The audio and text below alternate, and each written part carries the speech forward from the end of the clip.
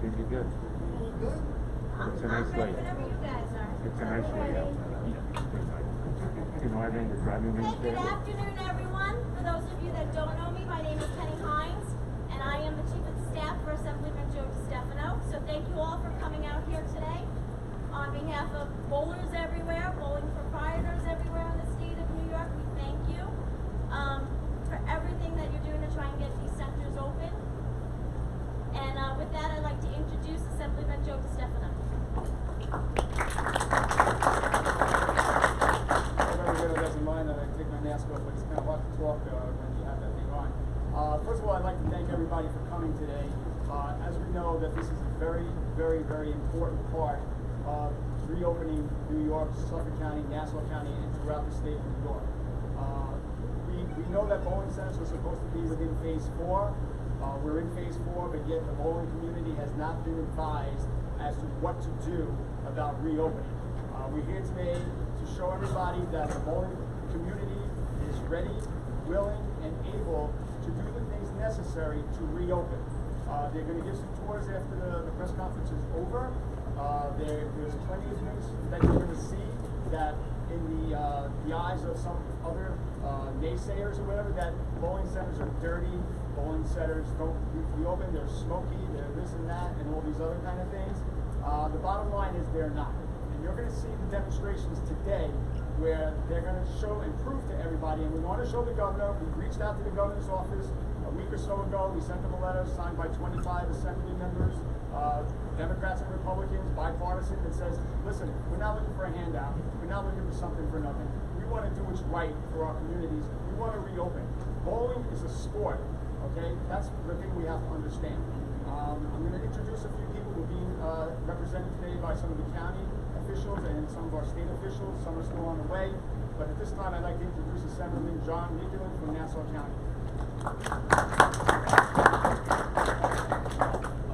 Sasha? There you go.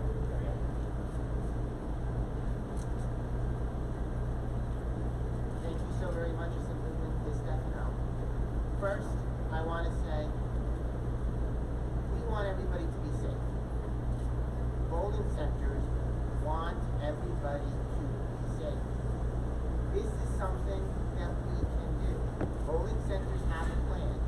We can implement that plan and maintain social distancing.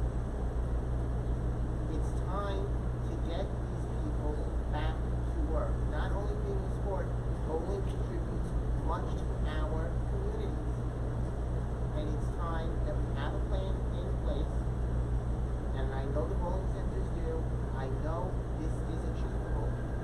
And we can do it. We're calling on the governor to listen to us. Let's get bowling centers reopened. And let's have a great summer. Thank you. God bless. Thank you, Assemblyman Nicolin. Just a couple little statistics. You're not going to hear from us all day. You're going to hear from the experts, and you'll have a chance to ask them questions as the day goes along. But a couple of statistics that you should know about is the bowling community throughout the state employs approximately 8,700 people. Those are 8,700 people that are no longer working since March. They're on the unemployment rolls. They went to other jobs. They are needed here in their community to do the job that they were hired to do. It represents over 300 bowling centers throughout New York State. That's a big part of what it is that we need to do. We need to get these people back to work and get them off the unemployment rolls. The next person I'd like to bring up is representing County Legislator Tom Oratori, Martinez. Good afternoon, everybody. My name is Bob Martinez, and I represent Legislator Tom Oratori, whose office is less than 500 feet from where we're standing right here. The economic engine of this state is at a standstill right now. Thousands of people who are ready to work, thousands of people who are responsible for running businesses, that want to do the right thing, that understand this is a global pandemic. We will follow all social protocols. We will drive down the numbers. We will drive down the bell curve as we have. If this pandemic does not hurt us, keeping our businesses closed, keeping people sitting home waiting to work, will certainly destroy us. I urge the governor, who's done a phenomenal job of keeping the numbers down in the state of New York, as we embrace the unfortunate wave of those that are coming in from out of our state. We ask that you give a chance to these fine professionals and everything that they bring to our communities, not just recently, but bowling alleys have been a part of our structure of this county for 50, 60 years. I come from a place called Brentwood, who lost their bowling alley. If you take a look around, the local Sachem School District, Longwood School District, our children need something else to do than sitting around at the house all day on this. We urge you, Mr. Governor, please give us the green light, give us a partial opening if necessary, but let's get on the road to recovery today. Thank you very much. Thank you, Bob. I'm going to say something that I usually say in most of the press conferences and press releases that I have. I'm probably one of the most bipartisan people you'll ever find in life. Whenever I do a press conference, it's usually about something that both sides can embrace, okay? This is a non-political thing. This is something for both sides to agree on, and they have agreed on it. The only person that hasn't been listening is the governor, okay? There's plenty of things that we have done so far to try and get these centers open again. Unfortunately, for whatever reason, we've reached out to the Department of Health, we reached out to the governor's office, we had a Zoom conference with the governor's office, and today we still have not heard one way or the other as to what it is. Again, guidance. This is phase 4. Tell us what we need to do. We need to hear something. We need to know what it is that it's going to take to get our centers going. A lot of these places, especially the ones upstate, and remember, we're in New York State, which goes from here to there, and everywhere in between, that have smaller bowling centers. This is a beautiful facility. There's some bowling centers upstate that have 12 lanes. That's a small bowling center, okay? They may not be able to reopen again. They may not be able to sustain what it is that it's necessary to keep their establishments open. Unfortunately, there's one person that can make that difference, along with the Department of Health, and that's our governor. We have not heard from Tony Cuomo's not here yet, so with that being said, I'm going to introduce Joe Spino, bowling proprietor. It's the mic. Try to get the mic. All right, it's not working. Anyway, thank you, Mr. Assemblyman. We are overwhelmed at the turnout here. All of our colleagues, some of our competitors who are colleagues and friends, we're all in the same, different boats, same ocean. We need to get open. The Assemblyman mentioned our plan. Here it is, 30 pages of plans for customer safety, employee safety, exceeding CDC guidelines. We're ready to embrace capacity limits. We're ready to embrace social distancing. We're not going to do this recklessly. If you look at our props, even avid bowlers, people who bowl in leagues, my friend Keith, who runs a bowling center, we were together. A pair of lanes is 11.5 feet wide. It's ample room for social distancing. It's baked into what we do. 4 lanes of bowling area. If we do a bowling league on 4 lanes, if we restrict capacity, there's about 700 square feet of space for bowlers to compete. There's plenty of room. Our bowlers are aching to come back. If the price of admission is fewer people on the lane, the price of admission is training our customers and our staff to space out, they're in. We're in. So, thank you again for this. Everyone to know we are taking this seriously. My own company, my family business, we own a bowling center in Florida. We've lived through the reopening. We've lived through training our staff on how to use PPE. We've trained our staff on temperature checks on the way in. We've trained our staff on sanitizing everything top to bottom on every customer visit. And we've trained our staff on reducing touch points. So we're ready for it.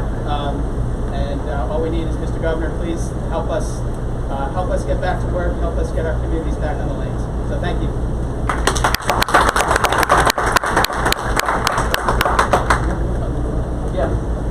So if you want to see a copy of the plan on trying to reopen, see Joe later on and he'll hand it off to you, and I'm sure we've supplied that already to the governor's office. At this time, all the way from the East End is our Assemblyman representing the 2nd Assembly District, running for the Senate is Tony Palumbo.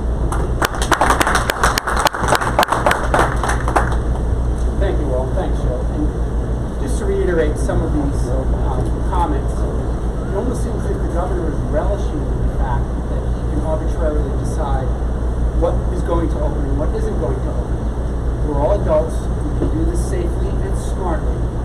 And just for example, he's got executive power. He's wrong on gyms and yoga studios. I have a friend whose wife has a yoga studio and gym and can't open either.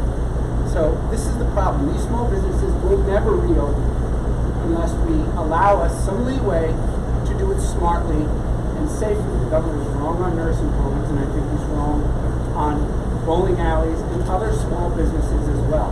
We need some reasonable guidance and some ability to reasonably open up. We're able to socially distance during the closure at liquor stores and big box stores. You could certainly do it in a large room like this in a bowling alley. So this is just one of the many small businesses that are suffering and will never reopen unless we do something right away. So we're specifically calling on the governor to stop with the arbitrary aspects of the openings and closings. Give us all some guidance. Let us do it smartly and safely, and we will be fine and we'll all get through this. Thank you. Thank you.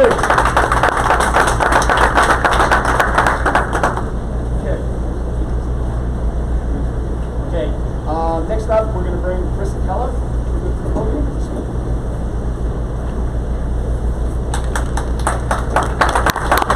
Hello, everybody. First of all, I'd like to thank Joe Spina, the rest of the Spina family, Penny Hines, Assemblyman Stefano, for inviting me here today. I have a bowling center, the Gold Star in Riverhead, on the East End, about 4 months ago, all of our bowling centers were asked to close our doors to help flatten the curve of COVID-19. We put our trust in the process, we put our trust in the governor, and it worked. Since then, all of the bowling centers in New York State have been focused totally on one thing: a plan for a clean, responsible, and safe reopening when it was time. Well, it is time.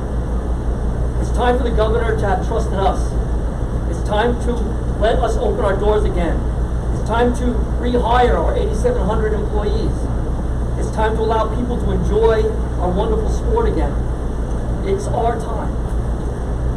Mr. Governor, I know this is the seriousness of this reopening plan and this decision. Back in April, I lost my dad, Clint, to the virus, and I almost lost my mom as well. Please don't let this take our business also. Bowling centers in New York State have never been more ready or more prepared for anything. Let us reopen safely. We have a plan. We are safe and we are ready. Please give the bowling alleys, the bowling center industry a chance. It's time. It's that time.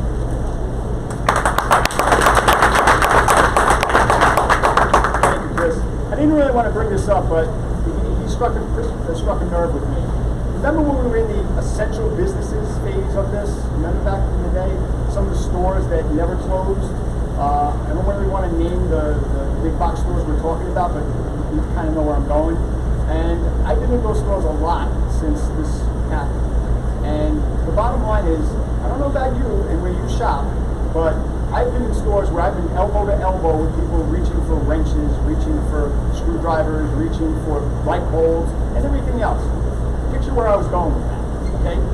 Why is this any different? If they can tell you what they're going to do to make this work for them by doing the things that are being advised, they don't even know what it is that they have to do to open up again. We need guidance, and that's all we're looking for. And then, as everything else goes, the governor and the Department of Health is going to determine whether or not you guys fit the criteria to reopen. So that's what we're asking for at this point. Next is going to be Coach Doug Dwyer from the Longwood Boys Bowling.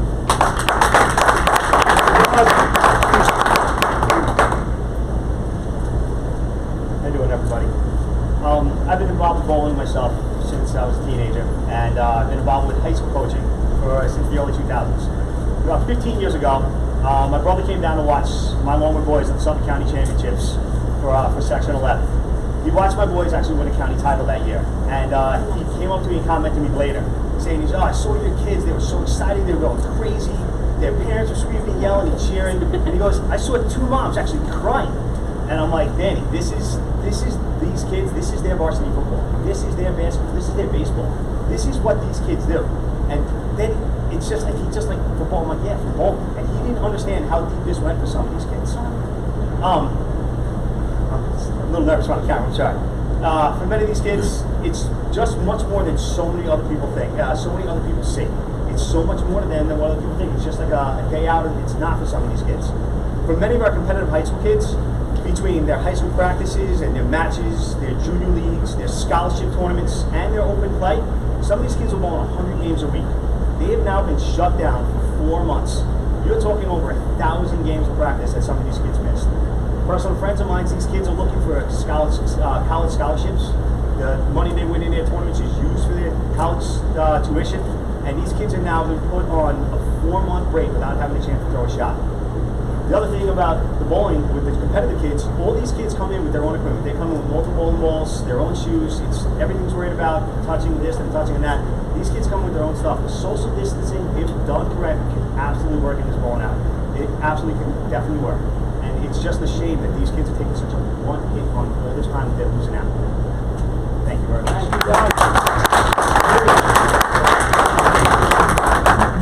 Okay, now for the star attraction of the show, I'm going to bring up Rachel Hines, the daughter. Oh, no. No? Not coming? How do I look? We're gonna close this part of it with John Laspina.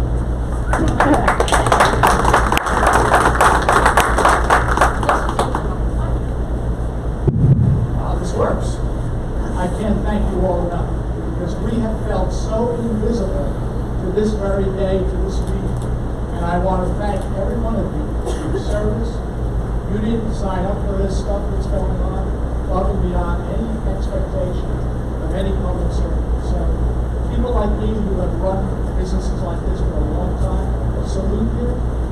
We open our doors to you anytime you want to come in and say hello to the people who vote. Our doors are open because you are our advocates, and we thank you for that. But do you think the assemblyman understood what he was getting into with Penny Hines? He got a world tour of what goes on in bowling. And you know what? She's our great advocate, because she knows that our doors have been closed since March 16th. We missed St. Patrick's Day, right? So what do we have as a result of that? We have a gentleman who understands small business, who understands that we can socially distance, that we can use all the protocols. We've been trying to say to everyone that bowling proprietors are smart. We're sophisticated business people. We know how to do many things at the same time. We are the grassroots of small business, and we're smart enough to have every protocol needed to keep you all safe. And I'm sorry, I'm going to give you a little bit of a tour of my 60 years from the perspective of a second-generation bowling proprietor who's operated centers in Brooklyn, Queens, Nassau, and Suffolk. Welcome my 5 acres in the country. Loved it from the minute I saw it. I've spent lots of time as a volunteer, and bowling has many, many organizations. It's like alphabet soup. There are more 501c3 organizations in bowling than probably anywhere else. We rely upon the Bowling Proprietors Association of America, our national trade association, for education, marketing, collective purchasing, and a means of exchanging current marketplace information with our colleagues. COVID has kept BPAA extremely busy. Now, I want to thank you for the state-offered hand sanitizer. I want you to do not the taste test, but we have bowling issue sanitizer. Our trade association sent us a whole bunch. We also rely upon the New York State Bowling Proprietors Association. We do lots of lobbying. We implement programs. One of the programs we've done 40 years ago is establish a safety group through the workman's comp, through the New York State Insurance Fund. So you could almost say that safety is part of our DNA. We've enjoyed discounted premiums, and because we're so damn good at it, we get annual rebates based on our performance. So safety is nothing new to us. I proudly served as president of both the State Association and the National proud of our groups. I'm proud that we touch every community in America, and we do it so very well. Each and every one of us, and there are a handful of bowling proprietors here. They're as good as we are, and sometimes even better, but we know how to take care of the public and those who serve us. Bowlers are good people. They are smart. They join their own organization. Let me tell you, Rachel, tell me how much scholarship you have. Lots? Lots. And there are thousands of kids like Rachel. So what did USBC do? They established the Smart Fund. How much money is in escrow for kids like Rachel across America? Already earned $80 million is held for bowlers for their education, because bowlers know that it starts on the lanes and it ends with a great education, and is paid for partially or fully by the sport that they love. Bowling cares about community. Another charity, another organization is something close to me. It's called the Bowlers to Veterans Link, BVL as we say. I'm the national chairman. For 75 years, we've raised $50-some-odd million. Each year, $1 million goes to either the VA or the state veteran homes for anything that's not budgeted for recreational therapy. While COVID hit, we did two things. One, our company always supports St. Albans, Northport, the Long Island State Veterans Home. We knew, I received an email from the people at Long Island Home, Freddie Statton and Jonathan. We need PPE. Our organization dug deep, found protective gear, and sent it to the Long Island Home. That money came from bowlers, because bowlers understand what it is to be good citizens. They are smart. They shouldn't be put down. They will social distance. They will do what they have to do. Bowlers will be safe. We also at BVL started a pilot program through the VA where we gave them $100,000 while everything was closed down to do an outreach program for veterans who may have been stuck at home. And you know, what BVL does is we brighten veterans' lives each and every day. And that's what we did. We worry about those who serve. So I wanted to bring to your attention, those of you who don't know bowling, about the good things we do. That the bowling environment is safe and sound. That bowling centers and their staff members are smart, experienced, and we won't let you down. From an economic perspective, you heard that of the 1.5 million people that are unemployed, 9,000 of the locals. As owners, we've had to deal with banks, discuss forbearance, talk to every one of our vendors. They understand it pretty well. And a couple of them didn't, so they'll get theirs. As small businesses, we are really the backbone of the economy wherever we are. And this is such an unusual circumstance. Weird things are happening. Everyone here that owns a bowling center will attest that we're getting calls from our bowlers. Would you mind if I stop by and pick up my equipment? Why do you need your equipment? We're going to New Jersey and Connecticut to go bowling. And we wave to them and say, I hope you don't spend a lot of money on tolls. I'm going to close with a desire, if I could, to sit down and have a private conversation with the governor. What I do would be, I thank him for what he did. I salute him for making hard decisions, because that's what leaders do. Has to live with the consequence of those decisions, but hard decisions equal leadership. I remind him that bowling always had a safety group, and our primary responsibility is to keep everyone under our roof safe and sound. We tell the governor that we're ready, we're grateful for the support we're receiving from those close to us, those who are in local government, who are close to us and see the strides we are making to create an even safer environment. And that we play by the rules. That's the beauty of bowling. We have lots of rules. And that we will meet your expectations, exceed them. We'll enforce social distancing, lower occupancy, follow all sanitation protocols, wear masks, and listen to our moms who said, go wash your hands. Yesterday, you issued an executive order limiting the purchase of alcohol to include food and distance yourselves 6 feet apart. Well, Mr. Governor and Ladies and gentlemen, welcome to Coram Country Lanes, a facility licensed by the New York State Liquor Authority to sell food, alcohol, and beverage in 30,000 square feet. You can sit 6 feet apart, you can enjoy an adult beverage, you can have a meal right here. We can ease the burden of those bars who are crowded by you opening the throttle and let them come visit us. And one last thing to the governor. Once he opens us up, he deserves a night out also. So I'd ask him to take those beautiful girls, daughters of his, take them to any bowling center in New York State, invite the boyfriend if he has to, buy him some drinks, order some food, sit 6 feet apart, and enjoy the great game of American 10-pin. After all, that game started in New York, but that's a whole other story. So, Mr. Governor, we are ready, we are smart, we are safe. It's time for you to open our doors, and we'll show you what we can do. Thank you all. God bless you.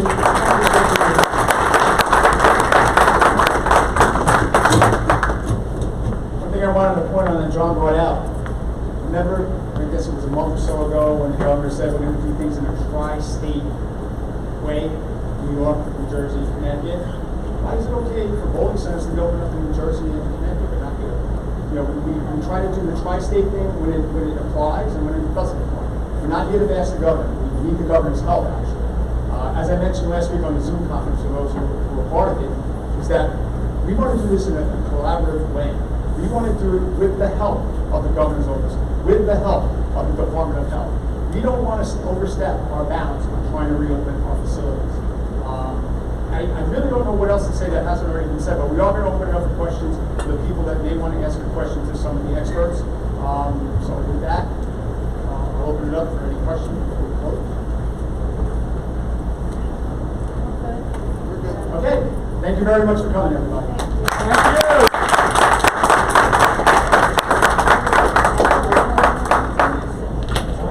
There are going to be tours if people want to see what's going to happen. Are you going to get this to put on our website?